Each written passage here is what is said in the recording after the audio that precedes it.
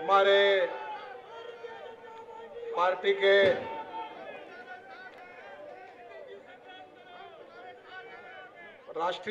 पूर्व राष्ट्रीय अध्यक्ष आदरणीय राजनाथ सिंह जी, दिल्ली के अध्यक्ष विजेंद्र जी,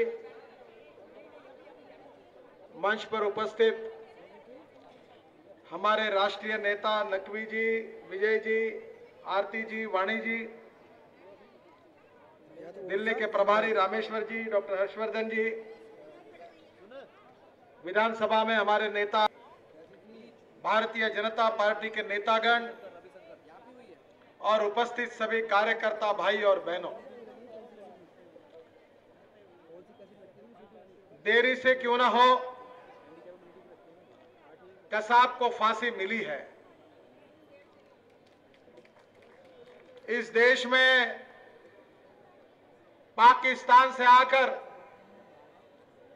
मुंबई में निरपराध लोगों की हत्या करने के बावजूद कसाब को फांसी मिलने के लिए इतने दिन लगे हैं। मैं हमारे यूपीए सरकार से पूछना चाहता हूं कि दिल्ली के पार्लियामेंट पर अटैक करने वाले उस घटना को अब 10 साल पूरे हुए हैं और 5 साल पहले सुप्रीम कोर्ट ने निर्णय दिया था कि अफजल गुरु को फांसी होनी चाहिए, पर 5 साल होने के बाद भी आज तक अफजल गुरु को फांसी की सजा नहीं दी गई। मैं यूपीए सरकार से पूछना चाहता हूं कि क्या इसके बाद ये सरकार सुप्रीम कोर्ट के निर्णय का अमल करेगी, अफजल गुरु को फांसी देगी या नहीं देगी, इसके बारे में इस सरकार ने खुलासा करना चाहिए।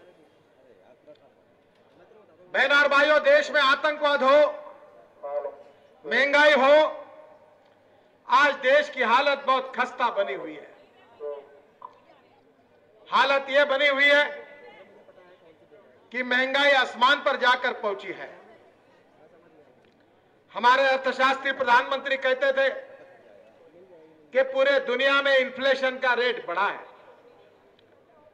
पर हिंदुस्तान में फूड इन्फ्लेशन का रेट 18% तक पहुंचा है। बहनों और भाइयों, आज गरीब आदमी का जीना मुश्किल हुआ है। बिजली की कीमत हो, गैस की कीमत हो, रोजमर्रा की चीजों की कीमतें हो, आसमान की तरफ जा रही है। किसान आत्महत्या कर रहे हैं, बेरोजगारों की संख्या बढ़ रही है, गांव गरीब मजदूर किसानों का जीना मुश्किल हुआ है। अटल जी के नेतृत्व में एनडीए के शासन कार्यकाल में उस समय को आप याद करिए। क्या उस समय महंगाई थी?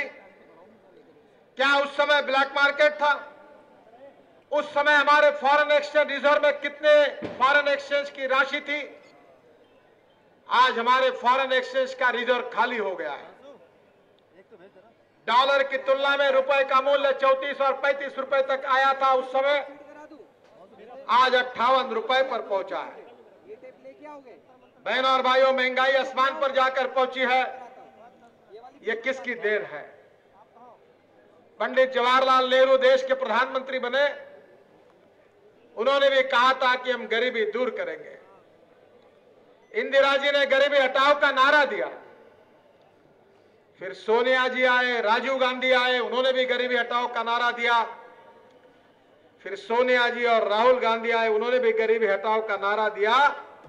गरीबी तो हटी नहीं, पर गरीबों का जीना मुश्किल हुआ है। ये गरीबी क्यों बढ़ रही है? ये बेरोजगारी क्यों बढ़ रही है? गांव गरीब मजदूर किसान क्यों दुखी है? हमारा देश धनवान है, पर हमारी देश की जनता गरीब क्यों है? इसका सबसे बड़ा अगर कोई कारण है तो 1947 से लेकर आज तक इस देश में कांग्रेस पार्टी ने करीब 57-58 साल हुकूमत चलाई है। गलत आर्थिक नीति और भ्रष्ट प्रशासन के कारण देश की हालत खराब हुई है। और इसलिए बहनों और भाइयों, मैं आपको विश्वास देना चाहता हूं कि 1967 में हमारे प्रेरणा स्रोत पंडित दीनदयाल उपाध्याय जी ने कहा था कि हम देश के गरीबी के खिलाफ लड़ाई लड़ना चाहते हैं, वॉर अगेंस्ट पॉवर्टी, और हमारा अगर शासन आएगा तो हम गरीबी को दूर करेंगे। आज कांग्रेस पार्टी की गलत नीतियों के कारण महंगाई बढ़ रही है और महंगाई बढ़ने का कारण भ्रष्टाचार भी है, और इसलिए हम सबको यह तय करना होगा कि जब तक इस देश से ये महंगाई बढ़ाने वाली भ्रष्ट कांग्रेस सरकार को हम उखाड़ कर फेंक नहीं देते, तब तक देश के गरीबों की हालत हम सुधार नहीं सकते। बहनों और भाइयों, कभी कभी मैं हिसाब करता हूं कि विदेशी बैंकों में 21 लाख हजार करोड़ रुपए हमारा काला धन पड़ा हुआ है। कल हॉलमार्क ने इंक्वायरी शुरू की है कि एफडीआई रिटेल में भारत में हॉलमार्क आया, तो इसको अप्रूवल देने के लिए हॉलमार्क ने मैनेजमेंट ने कहा है कि हिंदुस्तान में हॉलमार्क को मान्यता मिलने के लिए कुछ रिश्वत दी गई है, और जिसकी इंक्वायरी हॉलमार्क में मैनेजमेंट ने विदेशों में शुरू की है। मैं कांग्रेस सरकार और यूपीए सरकार को सवाल पूछना चाहता हूं कि एफडीआई रिटेल में हॉलमार्क जैसे विदेशी कंपनियों को लाने के लिए जो मैनेजमेंट उनकी कह रही है कि उन्होंने हिंदुस्तान में रिश्वत दी, तो कांग्रेस पार्टी और यूपीए सरकार इस बात का जवाब दे कि कौन से मंत्री ने, कौन से सरकार के नेता ने और कौन से पार्टी के नेताओं ने हॉलमार्क से रिश्वत लिए। इसका खुलासा यूपीए सरकार देश के सामने करे, ये मेरा उनसे आह्वान है। 21 लाख करोड़ रुपए विदेशी बैंकों में काला धन, 2G स्पेक्ट्रम, कॉमनवेल्थ गेम और कोलगेट में भ्रष्टाचार जो सीएजी के रिपोर्ट में कहा है वो 4,38,000 करोड़, 21 लाख और 4,38,000 करोड़ का हिसाब किया तो 25,38,000 करोड़।